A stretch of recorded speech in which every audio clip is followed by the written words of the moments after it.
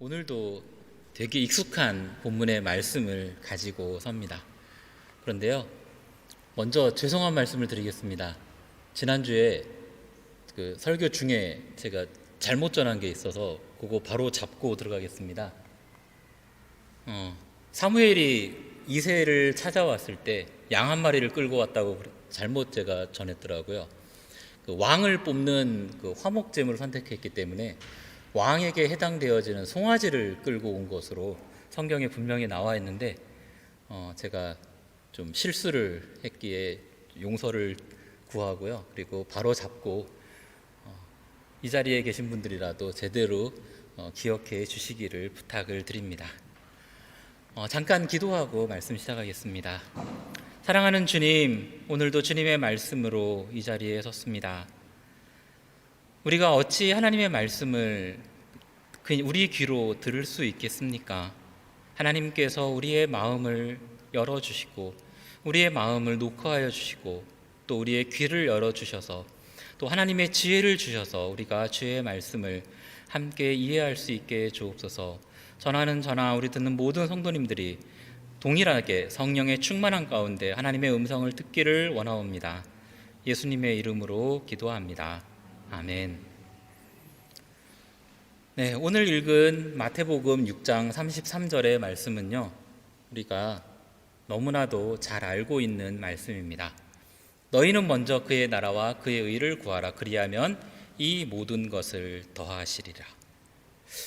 이 말씀을 보다 보면은 조금 이렇게 두려워질 때도 있어요. 하나님은 분명히 무엇을 먹을까, 무엇을 마실까 기도하지 말고 먼저 그 나라와 그 일을 구하라 그랬는데, 우리가 살아가다 보면 솔직히 내 앞에 놓여 있는 문제를 놓고 기도하잖아요. 우리 성도님들이 누구에게 기도 부탁을 할 때에 우리 교회 부흥하기를 기도해 주세요라고 부탁해 본 적 얼만큼 있으세요? 대부분은 내 개인적인 거잖아요. 아프거나 아니면 시험을 앞뒀거나 뭐 취업을 앞뒀거나 회사의 승진을 앞뒀거나 아니면 방을 구한다든가 이런 거는 기도 부탁을 하는데, 하나님 나라가 부흥하기를 기도 좀 잘 안 나누거든요. 그런데 사실 오늘 여기에 구하다라는 표현은요, 단순히 기도하다라는 표현이 아니고 원문의 뜻은 우리의 생각을 두는 행위, 뜻을 두는 행위, 즉 어떻게 살아가야 하는가, 삶의 지향점을 말씀하고 있습니다. 더 쉽게 얘기하면 왜 사는지, 무엇을 위해 사는지라는 그 질문에 해당되어지는 답이라는 겁니다. 그러니까 왜 사는지를 기도하라는 거예요. 하나님께서 너희가 먼저 구할 때에, 그러니까 우리가 삶의 지향점이 어디냐 하면 하나님 나라와 하나님의 의라고, 하나님의 뜻이라고 하는 것에 두고 살아야 된다라는 겁니다. 그러니까 기도할 때 단순히 다른 것을 기도하지 말라가 아니고 우리가 살아가는 삶의 목표가 하나님 나라고 하나님의 뜻이 되어야 된다라는 겁니다. 자, 그러면 하나님의 뜻은 무엇일까요? 하나님의 나라는 무엇일까요? 하나님의 나라는 도대체 어떤 나라입니까? 나라라고 하면은, 나라라는 게 붙으면은 세 가지가 필요하죠. 근데 하나님의 나라는 세 가지 중에 두 가지만 있습니다. 그러니까 보통 나라라고 할 때 백성이 있고, 그러니까 국민이 있고, 영토가 있고, 주권이 있죠. 근데 하나님의 나라는 영토는 없습니다. 영의 나라이기 때문에. 다만 하나님의 주권이 미치는 모든 곳이 다 하나님의 나라가 되겠죠. 그러면 어디까지냐 하면 우리가 하나님의 나라가 아니라고 생각하는 곳까지 하나님의 나라입니다. 사탄이 잡고 있는 지옥 권세까지도 하나님 나라의 한 방편이고 한 부분이고, 그러니까 하나님 나라의 감옥이 지옥이 되는 거죠. 그러니까 지옥은 하나님 나라가 아닌 곳이 아니라 하나님의 나라는 다예요. 그러니까 지옥까지도 하나님의 나라의 한 범주에 들어간다라는 겁니다. 즉 하나님의 나라는 하나님이 왕이 되는 나라예요. 그러니까 성경적인 통치 행위가 어떤 게 하나님의 나라, 하나님의 뜻이냐라고 했을 때 왕국이 사실은 가장 하나님 뜻에 합당한 나라입니다. 그러니까 우리 요즘은 이제 그러니까 인권이 강조가 되고 이제 민주주의 투표에 의해서 내가 가진 한 표 뭐 이렇게 해서 민주주의 나라가 하나님의 나라인 것처럼 착각하기 쉬운데요. 성경에서 말하는 하나님의 나라는 민주주의 국가가 아닙니다. 민주주의 국가는 성경적인 나라가 아니고 그리스에서 시작된 지극히 인간 중심의 나라가 민주주의 국가가 되겠죠. 그렇다고 해서 현실의 민주주의 국가를 부정하라는 뜻이 아니라요. 우리가 하나님의 나라라고, 그러니까 하나님이 우리를 다스린다고 했을 때 그 다스림의 형태가 민주주의가 아니라는 것을 말씀드리는 겁니다. 즉, 하나님을 내가 결정하느냐, 그게 아니라는 거죠. 내가 하나님을 결정할 수 없다예요. 무조건 하나님은 우리에게 명령을 하시는 거고 우리는 거기에 순종할 뿐이라는 겁니다. 하나님 그게 아닌데요 라고 이의를 제기할 수 없다라는 거죠. 이게 하나님 나라의 특징이에요. 그러니까 그 하나님의 나라를 우리가 지향하고 하나님의 나라를 뜻을 두고 거기에 뜻을 두고 살아간다라고 하는 것은 하나님에게 순종한다라는 거고요. 하나님과 대화를 통해 협상을 하고 타협한다라는 뜻이 아니라는 겁니다. 자, 그러면 하나님의 나라는 어디에 있습니까? 아까 그랬잖아요. 하나님의 나라는 다예요. 이 세상 모든 것. 그러니까 그러니까 물질적인 것뿐만이 아니라 우리의 영적인 모든 세계가 다 하나님의 나라인데, 구체적으로 우리가 생각하는 하나님의 나라라고 하면 좁은 의미죠. 어떤 의미냐 하면 우리가 꿈꾸는 낙원의 세계. 그런데 그거는 우리가 죽어서 가는, 우리의 영혼이 가는 낙원의 세계일 뿐이고요. 사실은 하나님의 나라, 성경에서 여기서 말하는 예수님이 말씀하신 하나님의 나라, 회개하라 천국이 가까웠느니라고 할 때에 이 천국은 이 세상입니다. 이 세상이고 구체적으로는 예수님이 말씀하신 대로 여기 써져 있죠. 우리 안에, 너희 안에, 그러니까 우리 성도님들 안에, 즉 내 안에 있다라는 겁니다. 그러니까 내 안에 있고 우리 공동체 안에 있고 우리 살고 있는 이 지역 사회 안에 하나님 나라가 있다라는 겁니다. 즉 이곳에서 우리가 하나님의 통치를 느껴야 되고 하나님의 다스리심을 느껴야 되며 하나님이 베푸시는 은혜를 느껴야 되고 우리 가정에서 그리고 내가 속한 공동체에서 나가서 내가 살고 있는 삶의 전 영역에서 여기가 하나님이 계신 곳이구나 라는 것을 느껴야 되고 느끼게 해야 되는 것이 우리가 삶의 목표가 되어야 한다는 것입니다. 하나님은 이 세상을 직접 다스릴 수도 있었지만 그 다스림을 위임 통치하셨습니다. 대신 누구에게요? 바로 우리들에게 주셨습니다. 사람에게. 아담이 가졌던 권세가 바로 왕으로서의 권세였습니다. 그것은 우리들에게 계속해서 내려오는 대리 통치자의 권한입니다. 대리 통치자는 원래 위임을 해준 그분의 뜻을 따라서 통치해야 됩니다. 이 모습이 잘 나타나는 것이 예수님 당시에 있었던 헤롯 대왕의 통치의 모습이라고 할 수 있습니다. 무슨 말이냐 하면 헤롯이 왕권을 잘했다라는 게 아니라요. 헤롯 왕의 왕권은 자기가 스스로 쟁취한 왕권이 아니고 로마 황제로부터 위임받은 한국말로 분봉왕이라고 했죠. 위임 통치의 왕이었고, 그래서 이 헤롯은 위에 있던 로마에 있던 로마 황제의 뜻을 따라야만 했었어요.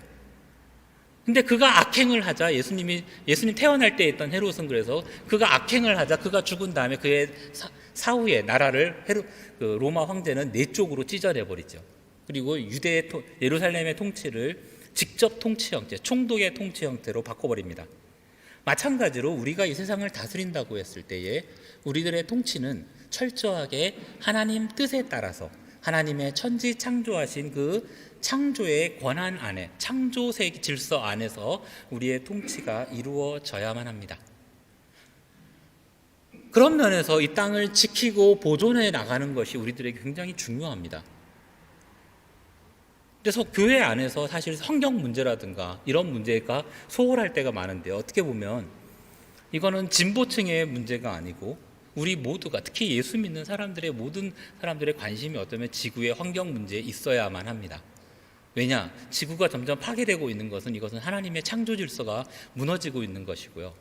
그런 면에 있어서 오늘날 우리가 여러 가지 인권적인 문제 역시 그러한 하나님의 창조 질서 안에서 우리가 생각해 보아야 될 필요가 있습니다. 자, 그래서 하나님의 나라의 뜻을 두고 하나님의 의를, 하나님의 뜻을 찾는다라는 것은 어떠한 순서에 의해서 이루어져야 되냐 하면요, 너무나 지극히 평범한 이야기입니다. 먼저 예수 그리스도를 내가 믿음으로 내 마음속에 받아들여야 돼요. 예수님이 내 마음속에 오지 않으면 하나님이 믿어지지 않기 때문에 하나님의 존재를 인정할 수가 없어요.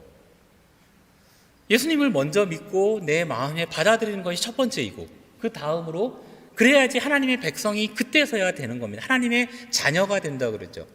하나님의 백성이 되어집니다. 그리고 나면 하나님의 다스림에 비로소 순종을 할 수 있게 되는 겁니다. 내 의지로 할 수 있다? 천만에요. 사람은 자기 힘으로 하나님 앞에 순종할 수 있는 힘을 갖고 있지 않습니다. 모든 사람들은 하나님의, 끝날 때 다시 한번 말씀드리겠지만, 사람들이, 이 세상 모든 사람들이 하나님의 백성이 누려야 될 권세에 대해서는 관심이 많아요.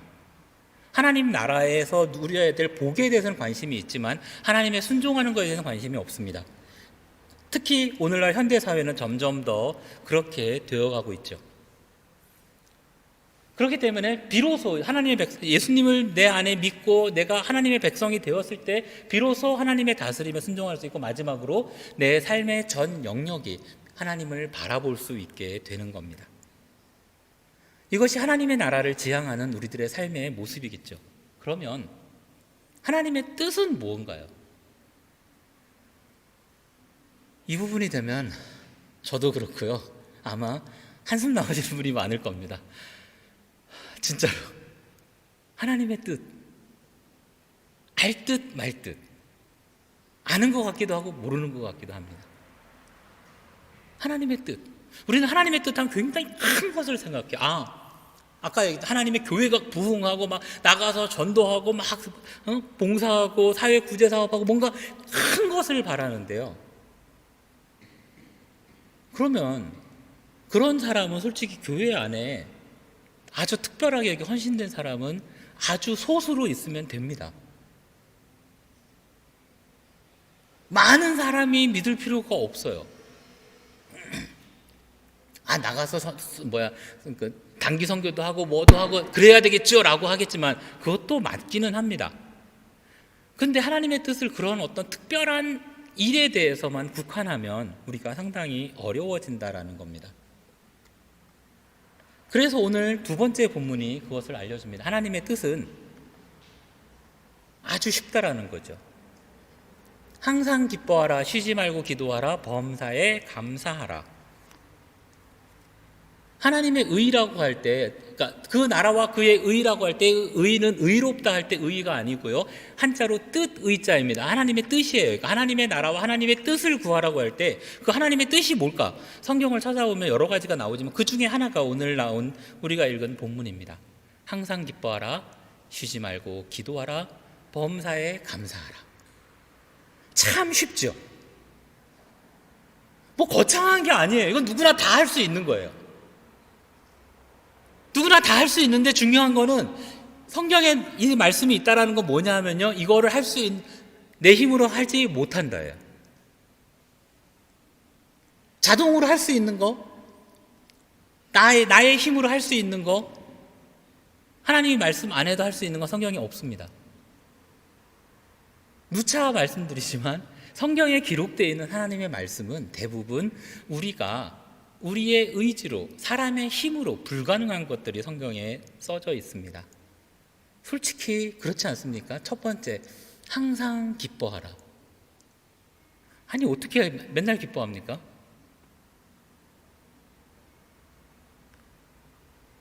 맨날 기뻐하는 게 가능할까요, 과연요? 좋은 일 있을 때는 그렇게 가능하죠. 그런데 좋은 일만 우리 삶 속에 있지 않다라는 겁니다. 때로는 안 좋은 일도 있고 어쩌면 안 좋은 일이 더 많을 수도 있습니다. 나를 괴롭히는 부분에 있어서 너무나 괴로운 일들이 많기 때문이죠. 우리가 힘들고 낙담될 때에 누구에게 이제 가서 이야기를 하잖아요. 특히 교회 안에서 이야기를 하면 제일 많이 듣는 말이 뭘까요?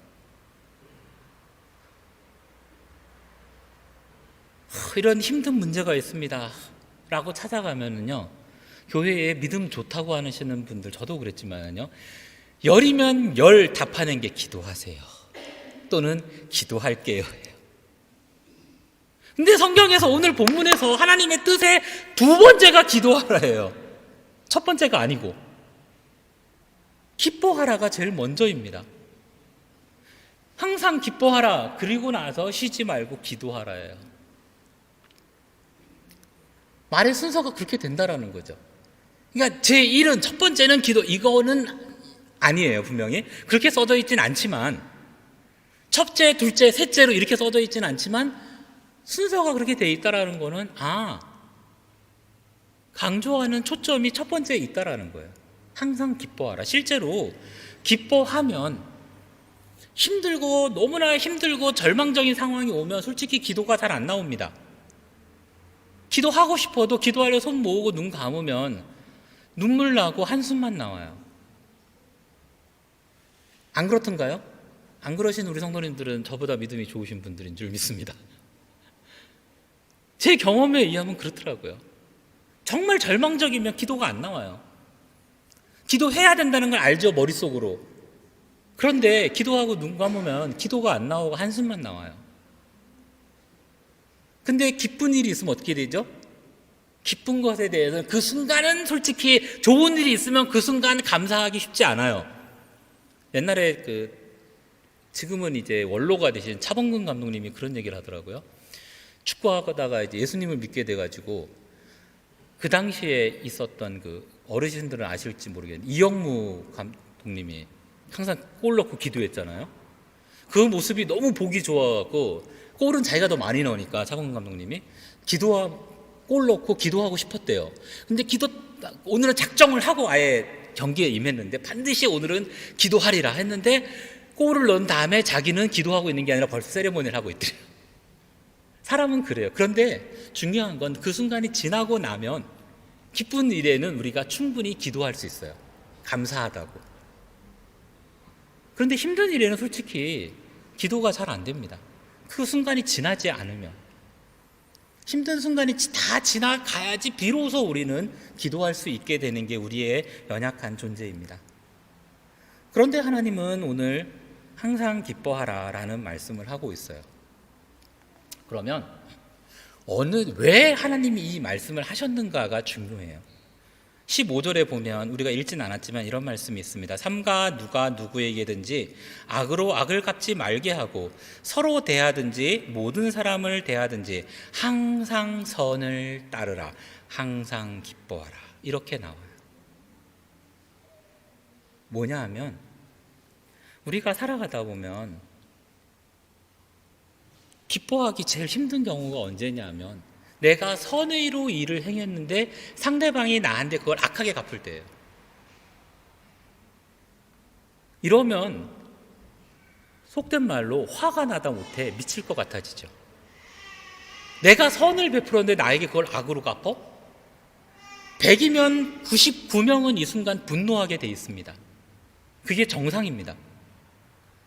그런데 하나님이 이 순간에 하시는 말씀이 항상 기뻐하라예요. 그러니까 이거는 믿는 사람들에게 주어지는 말씀이라는 거예요. 하나님을 믿지 않는 사람에게는 이 말 할 필요가 없어요. 하나님 믿지 않는 사람에게 이런 선을 베풀었는데 악으로 갚을 때에 기뻐하라? 그러면 바로 들리는 말씀, 욕부터 나오겠죠. 한 대 맞던가.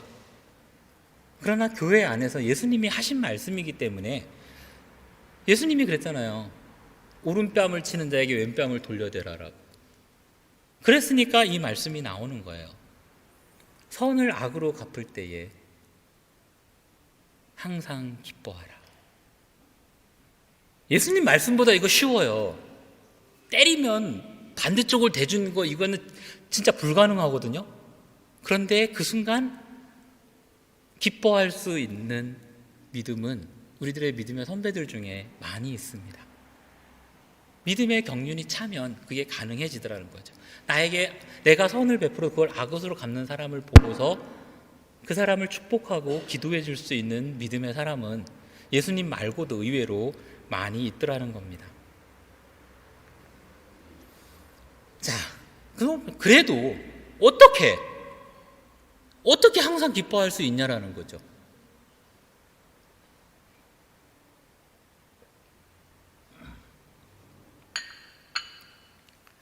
솔직히 거의 불가능에 가깝다라고 생각을 했습니다. 저도 그렇게 생각을 해왔고요. 그래서 이 말씀은 원론적인 거다라고 지금까지 묵상을 작년까지는 해왔어요. 근데 이것도 올 초에 제가 깨달은 말씀인데요. 어떻게 보면은 제가 준비했던 시리즈 설교의 마지막 결론인데요. 하나님이 알게 해주시더라고요. 근데 솔직히 그래도 갈등이었어요. 제 마음속에서는 과연 어떻게 기뻐할 수 있을까? 내가 은혜가 안 되는데 어떻게 우리 성도들에게 이 말씀을 전하지? 라고 했는데 이 깨달음을 오늘 아침에서야 깨달았습니다. 자, 18절에 답이 있어요. 범사에 감사하라. 이것이 그리스도 예수 안에서 너희를 향하신 하나님의 뜻이니라. 하나님이 우리를 향한 뜻이 나에게 직접적으로 향한 뜻이 아니고 우리 안에 있는 예수 그리스도를 향하신 뜻이라는 거예요. 아까 그랬잖아요. 예수님을 우리가 먼저 믿는 것이 첫 번째라고요. 예수님을 믿고 영접하는 게 첫 번째예요. 그래야지 내가 하나님의 자녀가 되어지고 하나님의 백성이 되어지고 그렇게 살 수 있는데 오늘 본문에 보니까 하나님의 뜻이 그리스도 예수 안에서가 강조되어 있더라는 겁니다. 그리스도 예수 안에서 기뻐하라라는 거예요. 자, 왜 그러냐 하면 예수님이 임마누엘이시기 때문이에요. 마태복음에 보면 예수님의 이름을 얘기하면서 천사가 그랬잖아요. 요셉에게. 근데 마리아가 이제 성령으로 잉태되어 아이를 낳을 것인데 그의 이름을 예수라 하라. 그리고 나서 마태복음을 기록한 마태는 구약 성경을 인용을 합니다. 이사야서에 나왔던 처녀가 잉태하여 아들을 낳으리니 그 이름을 임마누엘이라 하라. 이 임마누엘의 뜻이 바로 하나님께서 우리와 함께 계시다입니다. 항상 기뻐하는 것은 우리 사람은 불가능하지만 하나님이 나와 함께 하시면 하나님이 웃으실 거기 때문에 가능해질 수 있다라는 원론적인 얘기를 하고 계십니다. 그럼에도 불구하고 우리는 이 세상을 살다 보면 솔직히 잘 안 돼요. 왜냐하면 선하고 믿음 좋은 사람의 잘되기보다는 교묘하게 술수를 쓰고 온갖 속임수를 쓰고 뭔가 사회적으로 이 세상이 원하는 그 삶의 형태로 살아가는 사람들이 더 잘 된다라는 겁니다.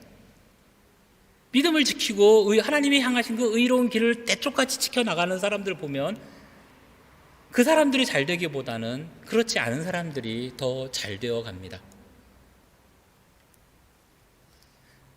그런데 시편 37편인가요? 보면 73편이군요. 시편 73편에 시편 기자는 이렇게 얘기합니다. 하나님을 가까이함이 내게 복이라. 근데 그 시편 73편 앞절에 보면 이 하나님을 가까이함이 내게 복이라는 27절인가 돼서 거의 끝에 나오는데 한 24절까지인가 그래요. 순원망이에요. 시편 기자가 아삽이라고 하는 시인인데 끊임없이 하나님을 향하여 원망합니다. 하나님 도대체 계십니까? 하나님이 계시다면 왜 이 땅이 이래야 됩니까? 왜 저 악한 자들은 잘 되고 하나님을 믿는 의로운 자들은 고통을 받고 피해를 받고 손해를 봐야 합니까? 라는 원망이 나오다가 끝에 그게 결론이 바뀌어져요. 아삽이 살던 시대는 다윗의 시대거든요. 그 옛날에도 그랬다라는 겁니다. 이 세상의 사회는 시대가 발전을 해도 변하지 않는다라는 거예요. 그 가운데 이 시인이 깨달은 게 뭐냐면 하나님을 가까이함이 내게 복이라 해요. 원론적인 말씀을 그러니까 우리가 예수님이 이 땅에 오셔서 임마누엘이 되셔서 성령을 통해서 우리와 함께 계시고 내 안에 항상 내재하고 계시지만 내가 늘 기뻐하고 하기가 쉽지가 않으니까 오늘 이 말씀을 하셨고요. 그럼에도 불구하고 우리가 기뻐해야 되는 방법을 예수님을 통해서라고 하는데 이게 도대체 무슨 뜻일까? 도무지 이해가 잘 안 된다라는 거죠. 그런데 이 사실이 역시 유일한 답이에요. 예수님의 십자가 사건입니다. 십자가에서 예수님이 마지막 하신 말씀이 이거예요. 다 이루었다. 다 이루었다.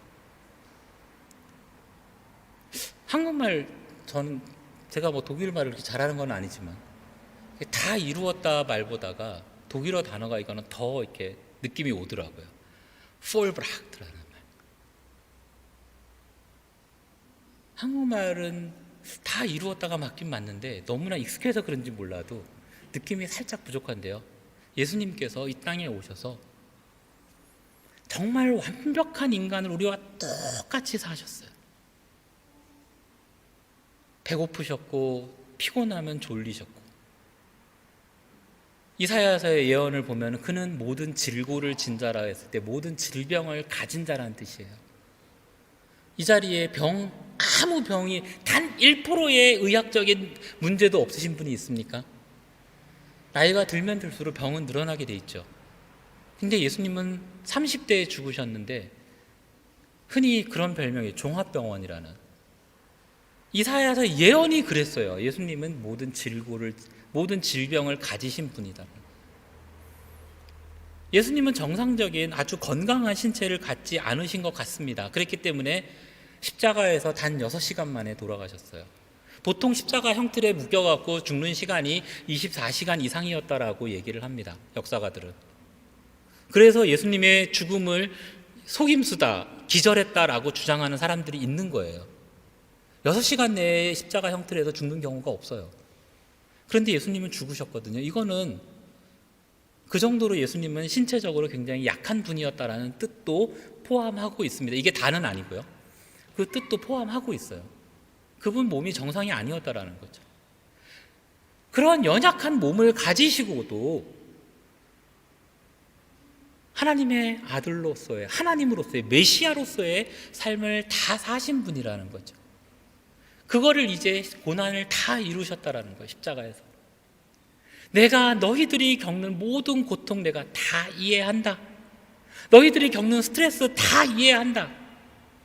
라는 것을 십자가상에서 이 한마디로 알려주셨다라는 겁니다. 그리고 하나님은 오늘 우리를 향하신 하나님의 뜻을, 항상 기뻐하라는 그 뜻을 우리에게 직접 요구하시는 것이 아니라 내 안에 있는 예수 그리스도를 통해 보고 이루신다라는 겁니다. 이게 무슨 뜻인지 그래도 잘 이해가 안 되시죠? 속죄의 어린 양을 생각하면 됩니다. 예수님이 십자가에 달리시기 전까지 죄를 하나님으로부터 용서받는 방법은 속죄의 제물을 드리는 거였습니다. 우리가 아마 익히 아는 거는 어린 양일 거예요. 그러나 레위기서에 보면 제물은 그 사람의 경제적인 능력 또는 사회적인 지위에 따라 달라져요. 제사장과 왕은 수송아지를 그것도 제물로 드려야 됐었고요. 그러나 대부분 중산층에 해당되는 사람들이 양이었어요. 그러니까 일반 백성들은 양을 대부분 안 드려도 됐어요. 가난하면은 비둘기나 뭐 산비둘기, 집비둘기 또는 밀가루로다가도 속죄제가 가능했습니다. 하나님은 그렇게 가난한 자를 착취하시는 분이 아니시거든요. 그러니까 양을 끌고 간다는 얘기는, 양을 제물로 드린다는 얘기는 어느 정도 지위가 있다라는 뜻이에요. 자, 구약시대에 한 사람이 죄를 지었습니다. 그 죄를 발견을 했어요. 그래서 속죄 양을 가지고 갑니다. 이 사람은 예루살렘에서부터 좀 떨어져 있는 곳에 살고 있는 사람이에요. 대략적으로 한 10km 정도 떨어져 있다고 생각합시다. 10km 동안 양을 집에서부터 준비해 가야 돼요. 집에서부터 양을 끌고 갑니다. 그러면 길을 가다 사람들을 만나겠죠. 한 10km 정도 가다 보면 사람들은 그 사람이 누군지를 알아봅니다. 그러면서 사람들은 고개를 젓기 시작을 합니다. 저 사람 무슨 죄 지었지? 대놓고는 말 못하지만 뒤에서 수근수근 거리게 되고 이상한 시선을 가지고 봅니다. 저 사람 무슨 죄 지었나 봐. 그러니까 양을 가지고 가겠지? 그러나 이 사람은 길을 갈 포기를 하면 안 됩니다. 왜냐? 자기 죄를 용서받아야 되기 때문에. 그 어린 양을 끌고 성전까지 가야 된다는 거죠. 예루살렘에 가면 더 많은 사람들이 그를 비웃을지 모릅니다. 그럼에도 불구하고 이 사람은 양을 끌고 가야 돼요. 그 양이 뜻하는 게 뭐냐 하면 이 사람 죄인이다라는 거예요. 무슨 죄를 지었을까 사람들은 궁금해하겠죠. 그 이전까지 그 사람이 행해왔던 착한 일, 좋은 일은 관심이 없어요. 그 사람이 갖고 있는 지위도 별 볼 일 없습니다. 지위가 저렇게 높으면 뭐해? 무슨 죄를 지었지? 혹시 성범죄를 저질렀나? 아니면 누구의 인격을 모독했나? 아니면 누구를 훔쳤나? 이러한 온갖 생각을 하게 됩니다. 그런데 반전이 일어나는 곳이 있어요. 성전 앞에서예요. 성전 앞에 딱 도착을 하게 되면 제사장을 만나죠. 제사장은 그 사람이 누군지 관심이 없어요. 제사장의 유일한 관심은 어디에 있냐면은 어떤 사람이 속죄제를 드리기 위해서 왔던 그 제물에 관심이 있습니다. 제물을 보고 제물이 흠이 있으면 점이 있다던가 아니면 병들었다던가 하여튼 흠이 있으면은 돌려보내는 거예요. 그 사람이 아무리 흉악한 죄를 살인죄를 짓고 왔다 할지라도 흠이 없는 양을 가져오면 그 양을 잡아서 하나님 앞에 속죄 제물로 드릴 뿐이에요. 그러면 그 사람의 죄가 용서가 되는 겁니다. 제사장은 그 사람이 갖고 온 양에 관심이 있지만 그 외의 모든 사람은 그 사람이 갖고 온 양을 통해서 죄를 용서받는, 그 사람의 양이 흠이 있느냐 없느냐 거기에는 관심이 없어요. 그 사람의 죄에 관심이 있지. 하나님의 시선이 바로 이렇다라는 겁니다. 하나님의 관심, 하나님이 우리를 향한 눈은 우리가 무슨 죄를 지었느냐에 관심이 있지 않아요. 하나님이 우리를 향한 관심은 내가 어떠한 단점이 있는지, 내가 어떠한 능력을 행하는지 장단점에 있지 않다라는 겁니다. 하나님의 관심은 내 안에 예수 그리스도가 있느냐 없느냐예요. 하나님은 우리를 향해서 누가 오든지 예수 그리스도가 있으면 내 사랑하는 자여, 내 사랑하는 아들아, 내 사랑하는 딸아, 내 사랑하는 자녀야 이리 와 안아주시는 분이라는 거죠. 다른 데 관심 있지 않아요. 그러니까 오늘 이 세 가지 뜻을 향한 꿈도 내 능력으로 내가 뭔가를 하려고 해서가 아니고 내 안에 예수 그리스도가 있느냐 없느냐 이게 하나님의 관심이다라는 거죠. 그래서 그리스도 예수 안에서 너희를 향하신 하나님의 뜻이라는 거예요. 내가 하나님 뜻대로 살겠습니다라고 할 때에 중요한 것은 내가 헌금을 얼마를 하고 내가 전도를 몇 번을 하고 내가 선교 여행을 몇 번 참여하고 내가 주일 성수를 몇 번 하고 이것이 우선이 아니라 그보다 먼저 행해야 될 것이 내 안에 예수님이 있느냐 없느냐예요. 내 안에 예수님이 존재하고 있으면 하나님은 딱 보고 너 예수 그리스도가 여기 있구나, 십자가에서 죽은 내 아들이 여기 있구나, 내 사랑하는 자녀야 이리 와, 그렇게 되는 겁니다.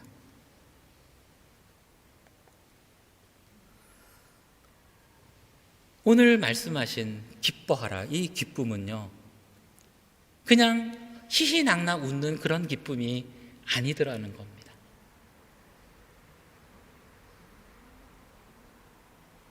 이거를 저는 사실 오늘 아침 예배 때 깨달았어요. 오전 예배 때.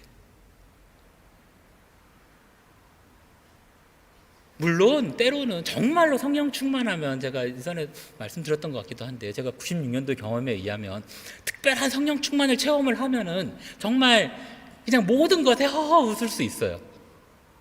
근데 그런 삶은 아주 특별한 경우에 한해서고요, 일상을 살아가는 우리들의 일상생활 속에서의 하나님이 요구하시는 기쁨은 그런 기쁨이 아니다라는 거예요. 그런 건 특별한 은혜고요. 오늘 하나님은 우리를 통해 예수님을 통해서 얻는 구원의 감격을 얘기하십니다. 지난 주일날 제가 좀 설교하다가 너무 좀 살짝 신뢰를 범한 것 같습니다. 제가 가능하면 설교할 때는 제가 말하는 것이 아니라는 걸 제가 알기 때문에 제 감정 컨트롤을 잘 하는데, 그런데 저도 깜짝 놀랐어요. 내가 왜 이러지 하는. 구원의 감격은요, 이거를 느끼고 구원의 감격을 전하려고 할 때마다 내 감정이 주체가 안 돼야 돼요. 여기서 말하는 기쁨은 그거예요. 예수님을 믿었고 그 믿음을 통해서 예수님이 내 안에 들어오셔서 내가 하나님의 자녀가 되었다라고 하는 이 기쁨, 하나님이 나의 아버지라고 하는 기쁨, 그 기쁨은 절제가 안 돼요. 그 어떤 순간에도요. 오늘 말씀하시는 항상 기뻐하라가 그거예요. 아니, 슬픈 일을 당해서 슬퍼해야죠. 그게 인간이죠. 괴로운 일이 있으면 옆 사람한테 짜증낼 수 있죠. 내 배우자에게 짜증내고 내 자식들에게, 내 부모에게, 내 친구에게 짜증낼 수 있는 게 우리들입니다. 하나님은 그걸 하지 말라가 아니에요. 그러는 와중에도 내가 너를 구원했다, 내가 너의 부모다, 내가 너의 아버지다 라고 하는 그 감격을 느끼라는 거죠. 그러면 괴로운 시간이 짧아져요. 아까 그랬잖아요. 괴롭고 힘들면 기도가 안 나오는데 그 시간이 짧아지면 다시 기도할 수 있게 돼요. 항상 그런 감격이 필요하다는 겁니다. 어떤 사람은 그런 사람이 있어요. 내가 예수 믿은 지가 몇 년인데 아직도 그 감격 천만에요. 내가 예수님을 믿어서 하나님이 내 아버지라고 하는 그 감격, 내 안에 예수님이 계시다라고 하는 그 감격이 사라졌다. 그거는 요한계시록에 예수님의 말씀을 빌리면 첫사랑을 잃어버린 겁니다. 그럼 하나님이 토해내는 자예요. 그건 잃어버리면 안 되는 겁니다. 왜냐? 그게 하나님 뜻이기 때문이에요. 구원의 감격이 있으면, 기뻐하면, 아까 말씀드린 기뻐하면 기도는 자동으로 됩니다. 어떻게 24시간 365일 기도만 해요? 밥 먹어야 되는데, 화장실도 가야 되고 일도 해야 되고요. 여기서는 365일 24시간 기도하라는 말씀이 아니고요, 하나님과의 관계를 끊지 말라는 거예요. 항상 기뻐하면 그렇게 돼 있어요. 범사에 감사하라 마찬가지죠. 힘든 순간 좌절되다가도 시간이 지나고 나면 하나님이 나에게 이러한 은혜를 주시려고 그때 힘들었군요, 감사할 수 있다라는 겁니다. 이것이 바로 우리를 향하신 예수 그리스도 안에서의 기쁨입니다. 이거는 지식으로 되어지지 않습니다. 아까 잠깐 말씀드렸지만은요, 믿지 않는 사람들도 하나님 나라 복에는 관심이 많아요. 그래서 믿지 않는 사람들을 향해서도요, 축복기도 해주겠다 그러면 그거 거절할 사람 거의 없습니다.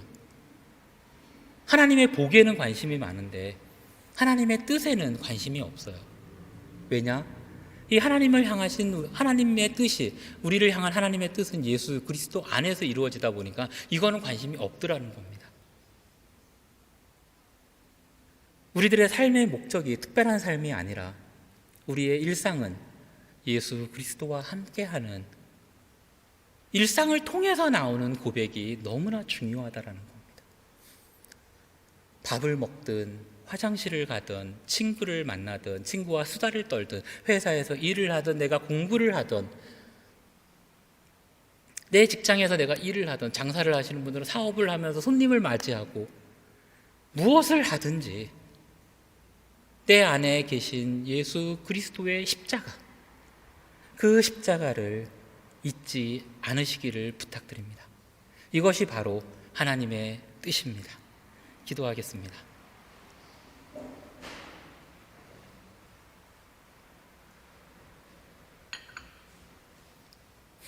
살아계신 하나님,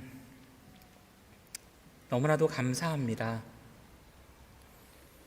우리를 구원하여 주시니 진심으로 감사합니다.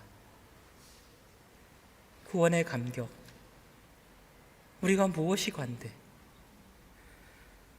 어쩌면 우리는 매일같이 양 한 마리씩을 잡아서 하나님께 제물로 드려야 되는 그러한 악한 마음을 품고 있는 우리였을지 모르는데, 우리의 죄를 용서하기 위해서 십자가를 지시고 다 이루었다고 하신 예수님의 은혜, 그 은혜를 우리가 기억합니다. 우리가 머리로만 기억하는 것이 아니라 이제 우리의 마음으로 기억하고, 그래서 우리가 항상 그 감격에 겨워, 기쁨에 겨워 살아가고자 합니다. 하나님께서 우리를 향하신 이 구원의 감격을 깨닫게 하여 주옵소서. 매일같이 이 감격에 겨워 살게 해 주옵소서. 정말로 행복하기를 원합니다. 그 행복이 세상이 말하는 행복이 아니라 하나님의 자녀가 된, 천국 백성이 된, 하나님을 아버지로 모신 그 감격 속에 살아가기를 원합니다. 이 감격의 기쁨이 떠나지 않도록 성령 하나님께서 우리를 지키시리라 또한 믿습니다. 우리의 믿음이 떨어지지 않기를 우리가 간구하고 매일같이 기도하오니 우리의 기도를 들어 주옵소서. 예수님의 이름으로 기도합니다.